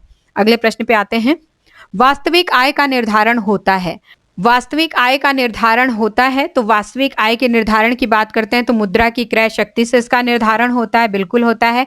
मौद्रिक आय की मात्रा से, यानी किस रूप में जो है हम लोग मौद्रिक आय घर में ला रहे हैं, उससे होता है। कितने रुपए ला रहे हैं, उसमें कैश कितने हैं, चेक किनको मिला, क्या हुआ, तो ये जो है मौद्रिक आय हो गया। कुशल गृह प्रबंधन से, जी हाँ, अगर हमारा जो गृह प्रबंधन है, होम मैनेजमेंट है, यदि वो प्रबंधित है, यदि हम हर चीज में हर तरीके से जो है वो असेंबल्ड वे में या सिंक्रोनाइज्ड वे में जो है सब चीजों को, आय को भी पूरा मैनेज कर रहे हैं, व्यय को भी पूरा मैनेज कर रहे हैं, उसमें से बचत भी कर रहे हैं, विनियोग भी कर रहे हैं, हर तरीके से यदि कर रहे हैं, तो वास्तविक आय का जो है वो क्या होता है, एक तरीके से निर्धारण हो जाता है। तो ये तीनों ही करेक्ट है, तो यहाँ पे ऑप्शन जो है वो उपरोक्त सभी से जो है ये क्या होगा, करेक्ट होगा। नेक्स्ट अगले प्रश्न पे आते हैं। वस्तुओं एवं सेवाओं के उपयोग से प्राप्त होता है। जो वस्तु और सेवा हमें प्राप्त हो रहा है, यदि हम लोग उसका उपयोग करते हैं, तो उपयोग के पश्चात क्या प्राप्त होता है, तो मानसिक आय प्राप्त होता है। यहाँ पे फिर आप सभी फंस गए वास्तविक आय में। वास्तविक आय क्या होता है, वस्तु एवं सेवाओं के ऊपर जब हम व्यय करते हैं, जब कोई वस्तु खरीदने के लिए या कोई सेवा लेने के लिए जब हम उनके ऊपर व्यय करते हैं, तो उस व्यय को वास्तविक आय कहा जाता है। ठीक है, व्यय के पश्चात जो मुद्रा है, मुद्रा का व्यय करने के बाद जब आपको कोई वस्तु मिलती है, कोई सेवा मिलती है, तो उसे हम वास्तविक आय कहते हैं। जबकि उस मुद्रा के व्यय के पश्चात जो वस्तु और सेवा हमारे पास आ गई, हमें मिल गई, हम उसका उपयोग जब करते हैं, तो उसे क्या कहते हैं, मानसिक आय कहते हैं। ध्यान रखिएगा आप। अगला प्रश्न कथन और कारण वाला प्रश्न है। कथन है, घर में सब्जी उगाने से पारिवारिक आय में वृद्धि होती है। घर में सब्जी उगाने से पारिवारिक आय में वृद्धि होती है, बिल्कुल होती है, क्योंकि घर में यदि सब्जी हम लोग उगाने लगेंगे, अपने घर की सब्जियां प्रयोग में लेंगे, तो यदि रोज के हम 100 रुपए की सब्जी प्रतिदिन घर में ले आ रहे थे, तो इस तरीके से देखा जाए तो 3000 रुपए की सब्जी हम मासिक ला रहे थे, तो हमें 3000 की सब्जियां बाहर से नहीं खरीदनी है, तो वो 3000 क्या हो गए, पारिवारिक आय में शामिल हो गए, हमारी आय में वृद्धि हो गई। कारण बताया जा रहा है, घर के खाली स्थानों, आंगन इत्यादि में फल तथा सब्जियां लगाई एवं उगाई जा सकती हैं। बिल्कुल उगाई जा सकती हैं। कारण भी हमारा क्या है, करेक्ट है। यदि घर में कोई खाली स्थान है, हमारा पीछे है, आगे है, सामने है, कोई आंगन है, किसी तरीके की खाली जगह पड़ी है, या आजकल तो बहुत अच्छा प्रचलन है, शहरों में गमलों में भी लोग सब्जियों को उगा रहे हैं और ऑर्गेनिक जो है वो अपने खुद के जो है वो वेजिटेबल्स उगा करके घर में प्रयोग लेते हैं। गमले में मिर्ची के 2 पौधे उगा दिए, धनिया लगा दिया, पुदीना लगा दिया, तो इस तरीके से अगर 1 रुपया भी बच रहा है, 2 रुपए भी बच रहा है, तो वो कंट्रीब्यूशन आपके आय में ही होता है। आपके आय में ही क्या होती है, पारिवारिक आय में वृद्धि होती है। तो ए है, घर में सब्जी उगाने से पारिवारिक आय में वृद्धि होती है, करेक्ट है। घर के खाली स्थानों, आंगन इत्यादि में फल तथा सब्जियां लगाई एवं उगाई जा सकती हैं। तो दोनों ही क्या है, करेक्ट है। अब हम कूटों पे आते हैं। दिए गए कूट की सहायता से सही उत्तर का चुनाव करें। ए तथा आर दोनों सही हैं और आर ए की सही व्याख्या है। ए तथा आर दोनों सही हैं, जो कि सही हैं, और आर यानी कि जो रीजन है वो ए की सही व्याख्या है। तो यहाँ पे बताया जा रहा है कि घर में सब्जी उगाने से हम पारिवारिक आय में वृद्धि कर सकते हैं। तो जी हाँ, इस कथन को जो है ये कारण एक्सप्लेन कर रहा है कि कैसे वृद्धि कर सकते हैं। तो हम खाली स्थानों में, आंगन में हम क्या कर सकते हैं, फल और सब्जियां लगा सकते हैं, उगा सकते हैं, और इनसे हम क्या कर सकते हैं, पारिवारिक आय में वृद्धि कर सकते हैं। तो दोनों ही सही हैं और आर ए की सही व्याख्या है, ये क्या हो गया, सही हो गया। ठीक है ना। जबकि यहाँ पे दूसरे ऑप्शन में लिखा है कि ये दोनों सही हैं, लेकिन इसकी व्याख्या नहीं है, ये क्या होगा, गलत होगा, क्योंकि इसकी व्याख्या है वो।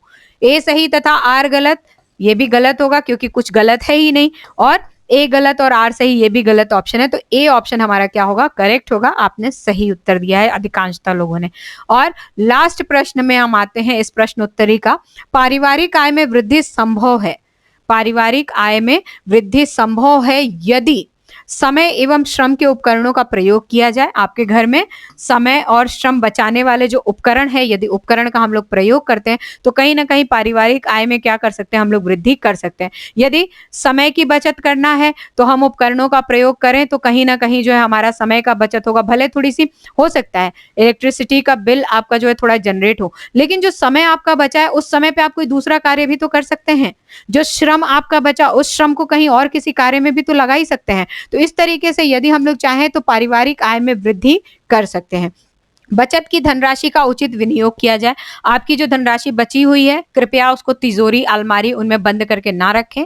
आज यदि आपने 2000 के नोट रखे हैं, तो 20 साल के बाद भी यदि आपकी बेटी की शादी होगी, तो यदि आप दहेज में देने जाएँगी, तो वो 2000 का नोट 2000 का नोट ही बक्से में से निकलेगा, अलमारी में से निकलेगा।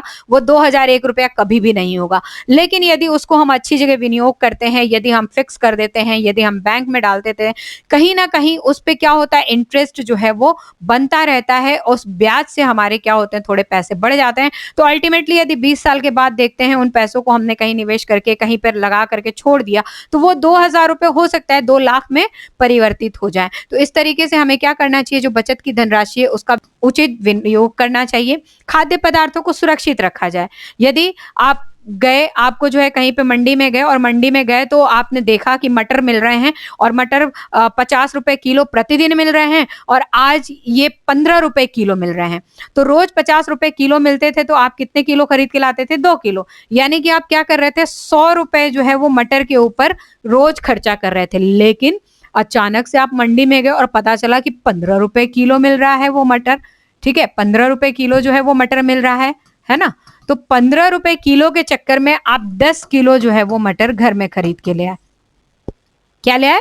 10 किलो मटर जो है वो घर में खरीद के ले आए। अब 10 किलो मटर जो आप घर में खरीद के ले आए, आपको स्टोरेज की जगह ही नहीं है, आपके फ्रिज में जगह ही नहीं है, क्योंकि दूसरी सब्जियां, फल, अन्य सामान आपके घर में जो है वो फ्रिज उससे पूरा भरा रहता है। तो 10 किलो मटर का आप क्या करेंगे? तो 10 किलो मटर आप लेके तो आए, लेकिन कंज्यूम तो आप कर ही नहीं पा रहे हैं, ना ही उसका संरक्षण कर पा रहे हैं, ना ही आप उसको रख पा रहे हैं। तो इससे तो अच्छा था ना जो 100 रुपए के 2 किलो आते थे, तो 2 किलो कम से कम प्रयोग में आते थे, तो पैसे तो 100 ही खर्च होते थे ना।